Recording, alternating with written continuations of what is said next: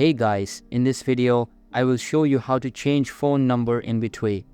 Alright, so let's begin with the video. First of all, open your web browser. Then on the search bar, type inbetway.com. Once you type it in, you'll get to this website. In this page, you'll have to log into your account.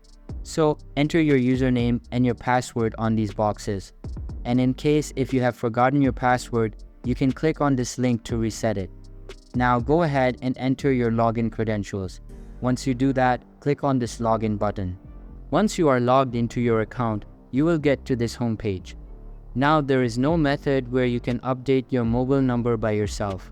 You'll need an assistant, so click on this support button at the top bar, then click on help. Once you get to this page, click on search bar and search for where can I update my personal details. Then click on first link. Then they will show you an instruction. As per this instruction, you will have to email your bank statement or utility bill to this email address in order to verify your identity. And don't forget to include your username so that they can identify you. While sending this email, you can say, "Please change my phone number," and then click on the send button. Once you send out the email, they will try to verify it. And once your application gets verified, your phone number will be changed. So this is how you do it. I hope this video was helpful.